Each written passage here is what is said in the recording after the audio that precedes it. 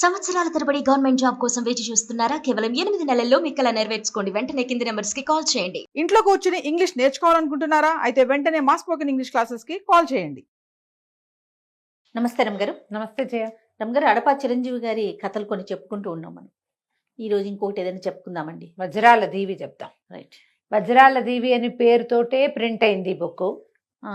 ఇదే మొదటి కథ ఆ Okay. పుస్తకంలో. దాంట్లో ఇంతకు ముందు వేరే కథ చెప్పుకున్నాం కదా, ఆ, వజ్రాల దీవి పేరుతోటి క్లాసిక్ బుక్స్ వాళ్ళు ప్రింట్ చేసిన కథ. ఇది ఒక 55-60 పేజీలు ఉంది. బుక్ చూపిస్తారా మాకు? చూపించనా?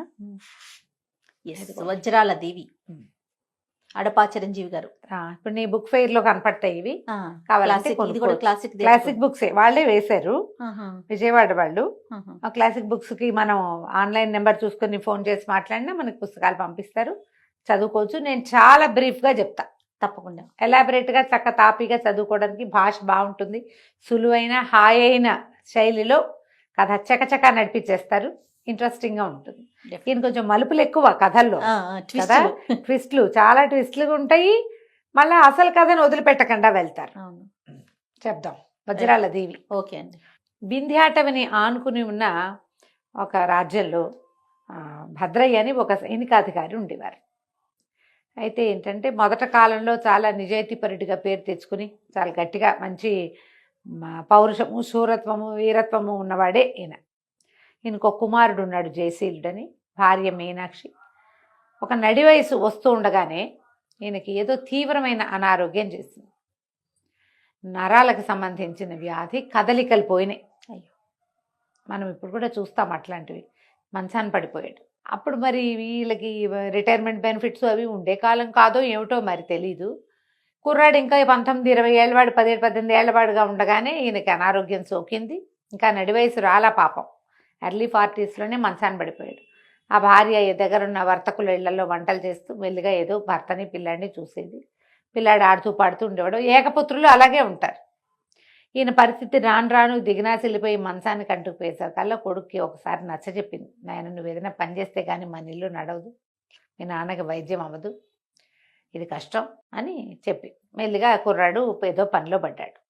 పనిలో పడితే వెతికి వెతికి ఎట్లా కొట్లా వంటశాలలో సహాయం చేసే పనికి పూనుకున్నాడు. మరి ఏమొస్తాయి 20 ఏళ్ల పిల్లలకి పై పనులు సహాయం చేయటం. అయితే వీడికి ఫ్రెండ్స్ ఉన్నారు చాలామంది. వీళ్ళలో చిత్రముఖుడు అనేవాడు ఇతనికి క్లోజ్ ఫ్రెండ్. ఈ చిత్రముఖుడు, జయశీలుడు ఇద్దరు వంటశాలలో, రాజుగారి వంటశాలలో పనికి దిగారు. ఏదో చేసేవాళ్ళు ఇద్దరు చేరుకో పని. ఒకసారి ఏమైందంటే పక్కనే అశ్వశాల ఉంటే ఒక గుర్రం మీద ఉన్న సైనికాధికారిని గుర్రం పడేసేసింది. పడేస్తే ఈ పిల్లాడు ఆయన్ని లేవదీసి ఆ గుర్రాన్ని లొంగదీశాడు. లొంగదీసేసరికల్లా ఆయన ఆశ్చర్యపోయాడు. ఊరిని నువ్వు ఉండాల్సింది ఇక్కడ కాదురా, నువ్వు అశ్వశాలలో ఉండాలి, కొంచెం పెద్ద పోస్టులో ఉండాలి, నువ్వు చాలా బలశాలివి, తెలివిగలవాడివి, గుర్రాన్ని లొంగదీయగలిగేవంటే నువ్వు మామూలు వాడివి కాదు, మంచి పౌరుషం ఉన్నవాడివి అంటే ఈ అబ్బాయి ఏమన్నాడంటే, నాకు ఒక సహాయం చేయండి. సరే, ఉద్యోగం ఓకే, ఈ ప్రభుత్వానికి రాజుగారి వైద్యుడు ఒక ఆయన ఉన్నాడు నారాయణాచార్యులని, ఈ తండ్రిని ఆ నారాయణాచార్యులకు చూపించాలనుకున్నారు. ఆయనని కాస్త మా ఇంటికి వచ్చి మా నాన్నను చూసేలాగా ఏర్పరచండి అని అడిగాడు. తన్ని కాపాడాడన్న దీంతో అశ్వశాల అధికారి నారాయణాచార్యులు గారిని తీసుకొచ్చాడు. ఆయన వచ్చి చూసి, ఇది చాలా విచిత్రమైన జబ్బు, మామూలు ఏ మందులకి ఇది లొంగదు, ఇది నార్మల్ అయ్యే అవకాశం లేదు, ఒక అపురూపమైన మూలిక ఒకటి ఉంది, సాధారణంగా దొరకదు, తేవటం కూడా కష్టమే, ఇంక ఇది వ్యాధి మొదలెట్టే ఎంతకాలమైంది అని లెక్కపెట్టి ఇంకొక 3 నెలల సమయం ఉంది ఇతనికి, తర్వాత మరణమే. ఇంకా ఈ మాత్రం క్రియ, ఆహారం మింగే క్రియ కూడా ఉండదు అని చెప్పి ఏం చెప్పాడంటే, మనకి ఇక్కడ వజ్రాల దీవి అని ఒక దీవి ఉంది. ఆ వజ్రాల దీవిలో ఈ సంజీవని అనే ఒక ప్రత్యేకమైన మూలిక దొరుకుతుంది. అది కనపడుతుంది ప్రత్యేకంగా. ఆ మూలిక చిన్న ముక్క ఉన్నా చాలు, అది కనుక తెచ్చి దాని రసం ఇస్తే ఇతను మామూలు మనిషి అవుతాడు. అది తేకపోతే జరిగేదేం లేదు. ఈ కుర్రాడు అన్నాడు, నేను ఆ వెళ్తాను, తప్పకుండా ప్రయత్నం చేస్తాను అన్నాడు. ఈ అబ్బాయి ఉద్యోగంలో చేరిన దగ్గర నుంచి డబ్బులు దాచిపెట్టాడు. కొంతకాలం జరిగింది వంట పాకశాలలో. మరి వెంటనే ఏమి ఇతనికి పెద్ద ఉద్యోగం, పెద్ద అవకాశం లభించాల. అప్పటి నుంచి ప్రతి రూపాయి దాచిపెట్టాడు. వాళ్ళ అమ్మ ఇళ్లలో పనిచేసి ఇల్లు నడుపుతుంటే వీడితో సంపాదించిన డబ్బంతా దాచాడు. నేను ప్రయత్నం చేస్తా ఈ వజ్రాల దీవికి ఎలా వెళ్ళాలి ఏమిటి, వెళ్తూ ఉంటే సమాధానం లభిస్తుంది. మనకి ఇక్కడికి కొంత దూరం అంతే, ఈ దిక్కులో ఉందని మాత్రమే తెలుసు, అంతకంటే విశేషంగా తెలియదు. ప్రయత్నం చేసుకుని అడుగుతూ వెళ్ళటమే. ఇదివరకు మ్యాప్లు గిప్పులు లేవు కదా ఇట్లా. గూగుల్ మ్యాప్స్ ఎక్కడ ఉన్నాయి? అయితే గూగుల్ మ్యాప్లుగా ఏవి పనిచేసేవి? ఋషులు, మునులు, రాజ కుటుంబాల్లో ఉన్న కొంతమంది ప్రత్యేకమైన వ్యక్తులు, వాళ్ళు గూగుల్ మ్యాప్లుగా పనిచేసేవాళ్ళు. అవును. అంజన వేసి ఇక్కడి నుంచి తూర్పుగా వెళ్ళు, దక్షిణంగా వెళ్ళు, కొండ ఉంటుంది, ఎక్కు దిగు దూకు, ఒక నది ఉంటుంది దాన్ని దాటు, అక్కడ ఉంది, అలాంటివి చెప్పగలిగేవాళ్ళు. అవకాశం ఇంకో రకంగా లేదు. సరే, ఇతను ఏం చేశాడు, సంపాదించిన డబ్బులన్నీ తల్లి చేతికి చమ్మ, నువ్వు పని కోసం బయటికి వెళ్ళొద్దు, ఈ ఉన్న దాంతో ఈయన ఇచ్చిన ఏదో పొళ్ళో ఏదో ఇచ్చారుగా ఆ వైద్యం నడిపించు, ఈ డబ్బులు పెట్టుకుని ఇంట్లో ఉండండి నాన్న, నువ్వు నేను ట్రై చేసి తెస్తానన్నాడు. తనతో పాటు చిత్రముఖుడిని తీసుకెళ్ళాడు. ఓకే. తీసుకెళ్తే ఓ 2 రోజులు తెచ్చుకున్న ఆహారం తిని ఒక ఊరు చేరారు. ఇక చిల్లరే, వాళ్ళ దగ్గర పెద్ద డబ్బులు ఏం లేవు. ఏదో ఆహారం రోడ్ల మీద ఏంటంటే రాజులు ధర్మసత్రాలు కట్టేవాళ్ళు, అవి ఉండేవి. అడవుల్లో పళ్ళు కాయ కసరు ఏదో ఉండేది. పల్లెటూళ్ళలో ఎవరైనా వాకిట్లో పోయే పిల్లలు ఎవరైనా కనపడితే ఎవరైనా 2-3 పనులు చేయించుకుని వాళ్ళతో భోజనం పెట్టే విధానాలు కొన్ని ఉండేవి. పొలాల్లో పనులు చేసి డబ్బులు సంపాదించుకునేవాళ్ళు. డబ్బు కంటే చాలా ప్రధానమైన అవసరం భోజనమే. అతిథి అభ్యాగతులకి అన్నం పెట్టే రోజులు, ఆ కాలం అలాంటిది. ఇప్పట్లాగా ఏర్పాట్లు చేసుకుని వెళ్ళవలసిన పని లేనే లేదు. అప్పుడు ఏదో చిన్న ఏర్పాటుతో వెళ్ళేవాడు. ఓ పేదరాజు పెద్దమ్మ దగ్గర ఆగారు. ఆవిడ దగ్గర భోజనం చేసి ఉన్న చిల్లర పైసలు ఆవిడ చేతిలో పెట్టి, ఏమిటవ్వా మీ ఊరు విశేషాలంటే, విశేషాలుగా ఏమున్నాయి బాబు, మరి ఇప్పుడు ఇంకా నగరం దగ్గరలో ఉంది, ఈ దేశాన్ని విరూపాక్ష దేశం అంటారు, భూపాల వర్మ గారిని ఒక రాజుగారు, ఈయనకి సూర్యప్రభ అనే సౌందర్యవతైన కూతురు, ఏదో ప్రత్యేకమైన పోటీ పెట్టి పెళ్లి చేస్తామని అనుకుంటున్నారు. ఆమె పెళ్ళి విశేషమే, ఆమె విశేషమేనని చెప్పుకుంటున్నారు నాయన ఊళ్ళోనూ అని చెప్పారు. చెప్తే వీళ్ళకి మరి వింతలు విడ్డూరాలు చూస్తూ వెళ్తేనే కదా మనకు తెలిసేది. అంతేగా. వీళ్ళు ఆ విరూపాక్ష నగరానికి వెళ్ళడానికి ఒక 2 రోజులు ప్రయాణం చేసి అక్కడికి చేరారు. ఆ విరూపాక్ష నగరంలో వీళ్ళకి కనపడింది ఏంటంటే, ఊళ్ళోకి వెళ్తుంటేనే ఒక పెద్ద ఏనుగు కనిపించింది. ఎంత ఏనుగు! అడవి ఏనుగుని తెచ్చి ఊళ్ళో మధ్యలో నుంచోబెట్టారు ఏమిటి అనుకున్నారు. తీరా దగ్గరికి వెళ్తే తెలిసింది అది ఒక రాతి ఏనుగు.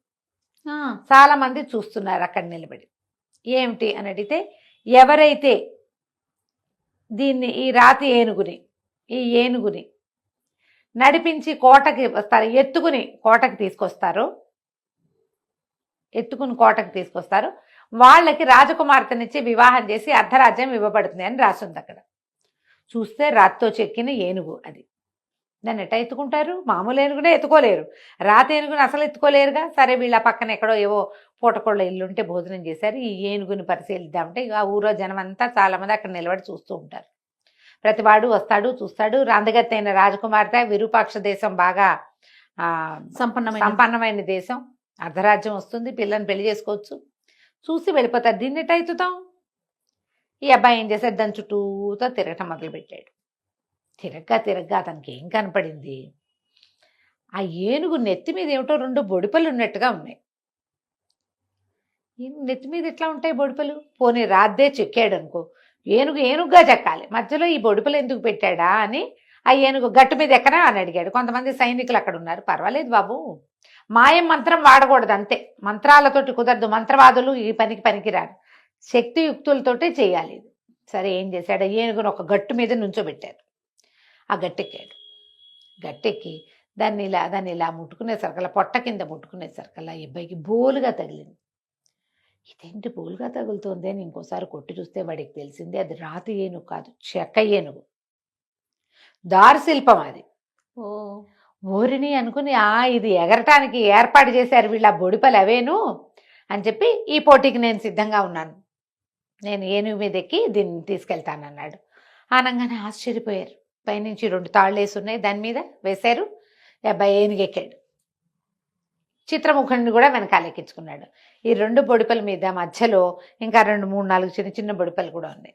ఒకటి దానికి పైకి ఇట్లా యారో మార్క్ వేసింది, రెండో దానికి కింద యారో మార్క్ వేసింది, మధ్యలో ఉన్న వాటికి ఇట్లా అడ్డంగా గీతలు గీస్తుంది. పైది ఆ బొడిపనెక్కితే పైకి లేస్తుంది, రెండో బడిప నొక్కితే కిందకి కిందకి వస్తుంది. వెళ్తోంది. ఇది మధ్యలో నడుస్తుందని ఏం చేశాడు, ఈ ప్రజలందరూ చూస్తూ ఉండగానే ఆ పైకి యారో మార్క్ వేసి ఉన్నది నొక్కాడు. నొక్కటం ఏంటి, రై ఈమెను లేచింది పైకి ఏనుగు. హాహా అని ఆశ్చర్యపోయింది, ఏనుగు ఎగురుతోంది అని. గాల్లోకి లేచిపోయింది అది. ఆ కోట ఎక్కడుంది, కనుచూపు మీరలో లేదు, అక్కడెక్కడో ఉంది, అక్కడ కోట ఉంది అని తెలుస్తోంది ఏమిటో. అదేం పక్కన లేదు, దగ్గర లేదు. అక్కడ దాకా ఏనుగుని నడిపించుకుంటూ తీసుకెళ్ళిపోయాడు. ఎగురుతోంది అది. అది ఎత్తుకురమ్మన్నారు కదా, ఎత్తుకొచ్చినట్టే. ఎప్పుడైతే కోట గుమ్మం దగ్గర ఆగాడో ఆ ప్రజలంతా జయ జయ ధ్వానాలు చేస్తున్నారు, ఏనుగు ఎగిరింది ఎగిరింది ఎగిరిందని కోట తలుపు తీసేస్తే ఏనుగుని లోపల నడిపించుకుపోయాడు. రాజుగారు కూతురు ఆశ్చర్యపోయారు. ఓహో అన్నారు. అక్కడి నుంచి యువరాణి వచ్చి దండేసింది, పెళ్ళైపోయింది. అర్ధరాజ్యం. 2-3 రోజులు ఇక్కడే రెస్ట్ తీసుకున్నారు. నేను వేరే బృహత్కార పథకం మీద బయలుదేరాను అని చెప్పాడు. ఆ అమ్మాయితో పెద్ద చనువుగా లేడు అతను. మనం ఈ ప్రయత్నంలో ఏమవుతామో తెలియదు, వీళ్ళకి లేనిపోని ఆశలు పెట్టడం ఎందుకు అనుకున్నాడు. అయితే ఏమడిగాడంటే, ఇది తయారు చేసిన వాడు ఒక ఆయన, ఒక శిల్పి. ఈ ఏనుగుని తయారు చేసి ఈ సరికొత్త పోటీల్లో రాజకుమార్తెని తెలివైన వాడికే ఇవ్వాలన్న రాజుగారి సంకల్పానికి సహాయం చేసిన శిల్పిని అడిగాడు. ఇది నేను తీసుకెళ్తాను, దీన్ని ఎట్లా వాడాలి ఏంటి అని అడిగితే తీసుకెళ్ళమన్నారు. ఆయన ఏం చెప్పాడంటే, ఏనుగు బాగా చాలా దూరమే ఎగురుతుంది, ఎంత ఎత్తైనా వస్తుంది. అది ఎప్పుడైనా పాడైపోయేటప్పుడు దాన్ని అది విచిత్రమైన శబ్దాలు చేసి అటు ఇటు అటు ఇటు ఊగిపోతుంది. ఊగిపోయిందంటే దిగేసేయండి, దిగితే పేలిపోతుంది. మీరు పైన ఉంటే పేలుతుంది అది, అంత మటుకే ఆ మర పనిచేసేదంటే.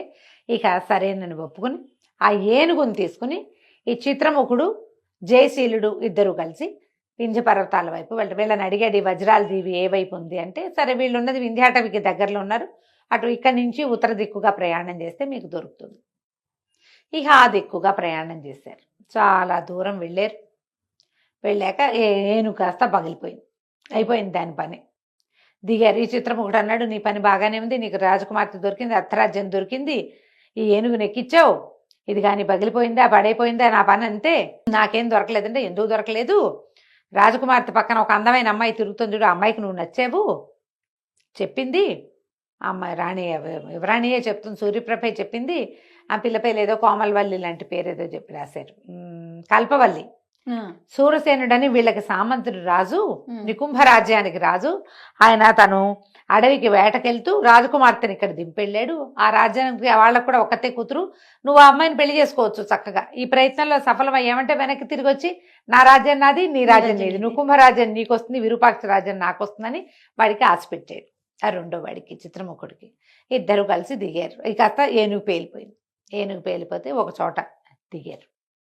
దిగితే అక్కడ ఒక ముని దొరికాడు వీళ్ళకి. ఆయన దగ్గరికి వెళ్ళి నమస్కారం చేసి, ఇగో ఈ వజ్రాల దీవికి వెళ్ళాలి. ఎంత దూరం అంటే చాలా దూరం, మామూలుగా వెళ్ళటం కష్టం.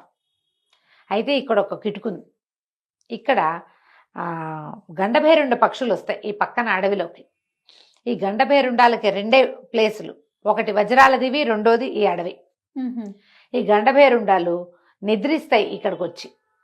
ఎప్పుడైతే అవి నిద్ర కోసం సాయంకాలం పూట వస్తాయో, రాత్రిపూట మీరు గనక వెళ్ళి వాటి కాళ్ళు పట్టుకుని కూర్చుంటే అవి మిమ్మల్ని వజ్రాల దీవిలో దింపుతాయి, ఇంకెక్కడికి వెళ్ళవు అవి. ఇదే మార్గం. ప్రయత్నం చేస్తారు కొంతమంది వజ్రాలు తెచ్చుకోవటానికి. వజ్రాల కంటే చాలా ముఖ్యమైనది మీరు వెళ్తున్న పని అనేసరికి అబ్బాయి సరే చూద్దాం అనుకున్నాడు. చిత్రముఖుడికి భయంగానే చాలా భయం వేస్తుంది. కానీ తను ఏం చేశాడు, అడవి తీగలు అవి పెట్టుకుని, చెరుకో పీడుబాకు పెట్టుకున్నారు, కత్తులు ఉన్నాయి వీళ్ళ దగ్గర. ఈ గండభేరుండాలు అట్లా నిద్రపోతాయి. గండభేరుండం అంటే అది ఎంత ఉంటుంది, దాదాపుగా ఒక 150 మంది మనుషులు పక్కపక్కన చేతులు చాపుకుని నిలబడితే ఎంత ఉంటుందో అంత ఉంటుంది అది, రెక్కలు చాపితే. అమ్మో. దాని మీద మనుషులు ఎక్కి కూర్చుంటే చీమలు ఎక్కినట్టు ఉంటుంది, దానికి ఏం తెలియదు. అది నిద్రలో ఉండగా దాని కాళ్ళ దగ్గరికి వెళ్ళిపోయారు ఇద్దరు. చెరుకో కాలు పట్టుకుని కూర్చుని తీగలు పెట్టి కట్టేసుకుని అలాగే నిద్రపోయారు. తెల్లవారేసరికల్లా రెక్కలు విదిలించేసరికి పై ప్రాణాలు పైన పోతున్నాయి, భయమే.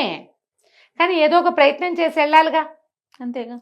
ఇక అక్కడికి చేరారు. వజ్రాల దీవి నిండా వజ్రాలు, ఇంతరాయి అంతరాయి అన్ని వజ్రాలు. అసలు ఎంత విశేషంగా ఉందో అది. చిత్రముఖుడు బోల్డని నేర్చుకున్నాడు. కానీ ఎలా పట్టుకెళ్తాం ఇక్కడి నుంచి, మళ్ళీ వెనక్కి వెళ్ళే మార్గం ఏమిటో చూసుకోవాలి. బ్యాకప్ ప్లాన్ ఏం లేదు అక్కడ, ఏ ప్లాను లేదు. అలా మెల్లిగా వెళ్తున్నాడు. నీలం రంగు పళ్ళు మాత్రం తినబోకండి అని చెప్పాడు ఈయన. బ్లూ కలర్లో కనపడ్డ పండు ముట్టుకోవద్దు, మీరు నీలం పండు తింటే లేడిగానో బల్లుకంగానో జంతువుగా మారిపోతారు. స్మృతి ఉంటుంది, మామూలుగా ఇది ఉంటుంది. కానీ మీరు మామూలుగా మారలేరు. ఇప్పట్లో ఆ అవకాశం రాదు, చాలా కొద్దిమంది రేర్గా వస్తుంది. మీకు వస్తుందో రాదో తెలీదు. బ్లూ కలర్ పళ్ళు మాత్రం తినకండి.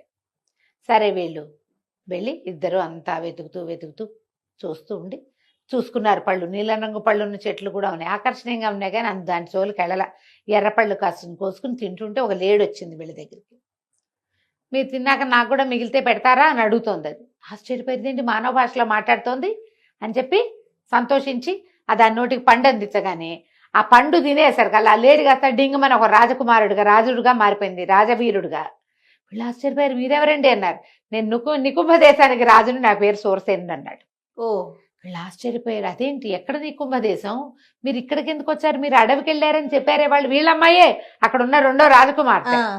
అంటే నాకు తెలీదు, నేను అడవిలోకే వెళ్ళాను, చాలా పెద్ద సుడిగాలు వచ్చింది, నేను అటు ఇటు పడిపోయాను, పడిపోతూ ఏదో చేతుకు దొరికితే పట్టుకున్నా, తీరా అదేమో గండభేరుండ పక్షి అయింది, నేను ఇక్కడ పడ్డాను వచ్చి, ఆకలిస్తోందని పళ్ళు తినేసరికల్లా నేను ఇలా మారిపోయాను. ఓకే, మాట్లాడడానికి ఎవరు లేరు ఇక్కడ, మాటలున్నాయి మామూలుగా, నాలో నేనే మాట్లాడుకుంటున్నాను 2 రోజుల నుంచి, నెల అయింది అప్పటికి మాట్లాడుకుంటున్నాను, మనుషులు దాని కనబడ్డారు కదా అని మాట్లాడడానికి వచ్చాను. వీళ్ళ చేతి ఫుడ్ తినేసరికి అది మామూలు అయిపోయింది. అక్కడి నుంచి మీ అమ్మాయిని కూడా మేము చూసాం, నేను ఫలానా విరూపాక్ష రాజుగారి అల్లుడిని, ఇగో మీ కాబోయే అల్లుడు వీడే, మీ అమ్మాయి వీడిని ప్రేమించిందంటే ఇచ్చి ఈ అబ్బాయి నాకు నచ్చలేదు అన్నట్టు. వీడు కొంచెం బొద్దుగా ఉన్నాడు, నచ్చకపోయినా సరే అది తప్పదు కదా. అక్కడి నుంచి ముగ్గురు కలిసి తిరగటం మొదలుపెట్టారు. వీళ్ళకి ఏమిటి, ఆ ప్రత్యేకమైన మూలిక దొరకాలి, దానికోసమే వెతుకుతున్నారు. అంతా నడిచి అన్ని పక్కలా చూస్తున్నారు. ఆ మూలిక ఎలా ఉంటుందో తెలీదు, కంటిని ఆకర్షిస్తుందని మాత్రమే చెప్పబడింది వీళ్ళకి.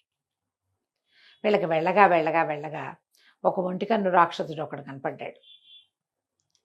ఆ రాక్షసుడితో యుద్ధం చేశారు. రాక్షసుడు వెళ్ళిపోయాడు. అక్కడి నుంచి ఇంకా అడవిలోకి ముందుకెళ్తే ఒక పెద్ద చెట్టు, ఆ చెట్టుకి లోపల ఇట్లా చుట్టుకుని ఈ సంజీవని వేరు అతనికి కనపడింది. చెట్టు ఎంత మెరిసిపోతోందో, ప్రత్యేకంగా కనపడుతుంది. మామూలుగా చెట్లు అట్లా ఉండవు కదా. అది చూసి దగ్గరికి వెళ్ళే లోపల ఇతనికి ఒక విషయం తెలిసింది. అందంగా ఉంది ఆ పువ్వు, ఆ చెట్టు. ఈ సంజీవని పట్టుకుని, ఓషధి పట్టుకుని ఉన్న చెట్టు కూడా భలే అందంగా ఉంది. ఏదైనా జంతువు దగ్గరికి వెళ్ళేసరికల్లా ఆ చెట్టు భీకరంగా మారిపోతుంది. 2 మొరటుగా ఉన్న 2 కొమ్మలు ఇలా ముందుకొచ్చి అక్కడున్న ఆ లేడినో జంతువును పట్టుకోవడం, లోపల పొట్టలో వేసేసుకుంటుంది. ఓ, ఇది చూసారు. ఇది మ్యాన్ ఈటర్, అది ఏదైనా ఈటర్, అది మాంసభక్షకురాలు. ఉంటాయి కదా కొన్ని మాంసభక్షకాలు ఉండే చెట్లు. అవునవును. వీడికి అర్థం కాల ఏం చెయ్యాలి. దగ్గరికి వెళ్తే, ఆ వేరు కోసం దగ్గరికి వెళ్తే అది పట్టేస్తుంది. అయినా కూడా వెళ్ళాడు. వీళ్ళిద్దరు అరిచారు, కేకలు పెట్టారు, వద్దు నువ్వు వెళ్ళబోక అని. కానీ మరి వేరేమో అక్కడ ఉంది, తనకు అది కావాలి, ఆ సంజీవని. సరే ముందుకెళ్ళటం మొదలుపెట్టాడు. ముందుకెళ్తుంటే అది రెయ్యమని మీదకి వస్తుంది. వీటి దగ్గర కత్తి పిడిబాకు ఉన్నాయి కదా, కత్తి పెట్టి కొట్టడం మొదలుపెడితే ఇక ముందుకెళ్లే కొందికి భీకరంగా యుద్ధం చేస్తుంది. అది ఈ కొమ్మలు కాకుండా ఇంకో పక్క నుంచి కొమ్మలు వచ్చేస్తున్నాయి. ఓకే, మీదకి వచ్చేస్తుంటే చిత్రముఖుడు కూడా తన ఫ్రెండ్కి దెబ్బలు తగులుతాయని వాడు కూడా వచ్చాడు. ఇద్దరు కలిసి యుద్ధం చేస్తున్నారు. ఎన్నిసార్లు కొట్టేసినా మళ్ళీ కొమ్మలు మొలుచుకొచ్చేస్తున్నాయి. అవి తెగిపోయిన కొమ్మ వదిలేసి ఇంకో కొమ్మల నుంచి వచ్చేస్తుంది. నా చేతులు విరగొట్టావు నువ్వు, నీ అంతు చూస్తాను, నీ సంగతి చూస్తాను అని మాట్లాడుతోంది. అది మాటలు ఉన్నాయి ఆ చెట్టుకి. మాట్లాడుతుంటే ఈ చిత్రముఖుడు అన్నాడు, నువ్వు ఒక వీరుణ్ణి జయించాలంటే వాడి కుడికాలి బొటన వేలు గోరుని కొట్టాలి తెలుసా అన్నాడు. అలాగా అంది చెట్టు. మరి నిన్ను కొట్టాలంటే ఏం చేయాలంటే నా నెత్తి మీద ఉన్న కొమ్మను కొట్టాలరా అనటం ఏమిటి. ఈ జయశీలుడు ఒక్క ఎగిరి ఆ నెత్తి మీద ఉన్న కొమ్మను కొట్టేశాడు. ఓకే, ఎప్పుడైతే తల తెగిందో ఆ ప్రాంతంలో ఒక యక్షకన్య వచ్చింది. ఓహో, ఆమె ఏం చెప్పిందంటే, ఎన్నేళ్ల నుంచో నేను ఇక్కడ పడున్నాను, ఇలా మాంసభక్షణతోటే నా జీవితం గడుస్తోంది. అయితే నా అదృష్టం ఏంటంటే ఈ సంజీవని ఔషధిని కాపాడడానికే నేను ఇక్కడ ఉన్నాను. ఈ ఔషధి కావాల్సినంత తీసుకోండి, మీకేం సహాయం కావాలో చెప్పండి. ఈ లోపల చిత్రముఖుడు మావగారు ఇద్దరు కలిసి ఏరుకోగలిగినన్ని వజ్రాలు ఉత్తరీయాల్లో మూట కట్టుకున్నారు. కాకపోతే జయశీలుడు ఒక్క వజ్రం కూడా తీసుకోలే. అతనికి ఆసక్తి లేదు వాటి మీద. అది తెచ్చుకుంటే ఆటోమేటిక్గా తండ్రికి నయమవుతుంది, తనకు ఎలాగో బ్రహ్మాండమైన రాజ్యం ఉంది. సూరసేనుడు కూడా వజ్రాల మీదే ఆసక్తిగా ఉందన్నమాట. బోల్డని ఏరు పెట్టుకున్నారు. సరే లోపలికి ఆమె చెట్టు దగ్గరికి వెళ్ళి, ఈ చెట్టు అంతా మాయమైపోయిందిగా, యక్షకన్యగా మారిపోయింది. ఆ దగదగలాడుతున్న సంజీవని వేరుని ఇంత ముక్క కట్ చేసి చాపేడి బాగుతోటి దట్టీలో పెట్టుకున్నాడు. పెట్టుకున్నాక ఈ యక్షకన్యని అడిగాడు, మమ్మల్ని ఇక్కడి నుంచి మా ఇంటికి పంపించు. రకరకాల దారులు మారుతూ మేము ఇక్కడికి వచ్చాము, ఎంతో దూరాన్ని ఉన్నాం, మేము ఎట్లా వెళ్ళగలుగుతామో తెలియకుండా ఉందంటే సరేనని ఏం చేసింది, ఆమె ఒక హంసవాహనాన్ని ఒకటి సృష్టించి ఇచ్చింది. ఇది ఎక్కి వెళ్ళిపోండి మీరు, మీ 2 రాజ్యాలకి ఇది మిమ్మల్ని దింపుతుంది. అది ఎక్కి కూర్చుని ఏరుకున్న వజ్రాలన్నీ మూటలు మూటలుగా దాని మీద పెట్టుకుని ఓకే. ముగ్గురు అక్కడి నుంచి బయలుదేరి వచ్చేసారు. ఇది నేను ఎంత స్పీడ్గా చెప్పేశాను ఈ కథని. చిన్న చిన్న ట్విస్టులతోటి మధ్య మధ్యలో రకరకాల దారులు, వీళ్ళు ఏ ఏ దారుల్లో వెళ్ళారు, ఎక్కడ ఏ ప్రాంతంలో ఏముంది చక్కగా రాశారు వివరంగా. పుస్తకం తెప్పించుకుని చదవండి. డెఫినెట్. అక్కడికి వెళ్ళాక ఇవి తీసుకుని సొంత ఊరికి తీసుకుపోయారు. ముందు తీసుకెళ్తే ఇంకా సమయం తక్కువ ఉంది వీళ్ళకి. ఆ నారాయణాచార్యులు గారు వచ్చి దాన్ని రంగరించి ఆ భద్రుడు అనే ఈ పిల్లవాడి జయశీలుడి తండ్రికి మందు చేసి ఇచ్చారు. చిన్న ముక్క మిగిలితే ఆయన అపురూపంగా ఇంత వైద్యం చేయించినందుకు జాగ్రత్తగా పెట్టుకున్నాడు. ఆయన ఎవరికైనా ఇలాంటి ప్రాబ్లం వచ్చినప్పుడు దీన్ని వాడుకోవచ్చు అని చెప్పి ఓ ముక్క ఉంచుకుని ఈయనకి వైద్యం చేసేసరికల్లా మెల్లిగా 2-3 రోజుల్లో శరీరం స్వాధీనపడి నార్మల్గా లేవగలిగాడు. తర్వాత ఈ జయశీలుడికి అమ్మాయికి పెళ్లి చేసేశారుగా ముందు. ఇతను తన రాజ్యానికి, తన మామగారి రాజ్యానికి వెళ్ళిపోయాడు. సూరసేనుడు కూడా ఈయన మొదట ఈ పెళ్లి కుమారుడు నచ్చలేదు, కానీ వాడు తెలివి కలిగిన వాడు, సాహసి, అవన్నీ అర్థమైనాయి కదా. ఆ చెట్టుని దాని ప్రాణ రహస్యం ఏంటో అతనే కదా అడిగాడు. దాంతో ఆయన కూడా తీసుకెళ్లి తన కూతుర్నిచ్చి వివాహం చేసి నికుంభ రాజ్యానికి చిత్రముఖుడు, విరూపాక్ష రాజ్యానికి జయశీలుడు రాజులయ్యి హాయిగా కాలక్షేపం చేశారు. ఆ వజ్రాల దేవి నుంచి తీసుకున్న వజ్రాలు ఏం చేసావురా అని అడిగితే అన్ని మా మామగారు తీసేసుకున్నారు, పిల్లనిచ్చాను, రాజ్యాన్ని ఇచ్చాను, నీకెందుకు అని ఏం చేస్తున్నాడు, కాగా రాళ్లతో అర్థంగా ఇలా ఆడుకుంటున్నాడు అనమాట. ఆయన ఏమో ఆయనే ఉంచుకున్నాడు. అదే. అయితే ఈ వీళ్ళు ఏం చేశారంటే, కొన్ని చిత్రముఖుడు తను ఇంత దూరం తీసుకెళ్ళాడు కాబట్టి స్నేహితుడి తల్లికి, భార్యకి కొన్ని ఇచ్చాడు వజ్రాలు. ఇస్తే ఎవరైనా సహాయం అవసరమైన వాళ్ళకి ఈ డబ్బుతో సాయం చేయండి అని ఆ కోడల రాజకుమార్తె కూడా అత్తగారికే ఇచ్చేసిందట. వాళ్ళు మాత్రం తమ రాజ్యంలోనే ఉండిపోయారు. జయశీలుడు తన మామగారి రాజ్యానికి వచ్చి రాజ్యాన్ని కాపాడుతూ ఉన్నాడు. కథ కంచికి మనం ఇంటికి. చాలా చాలా బాగుంది రమ్మ గారు. నమస్తే. నమస్తే.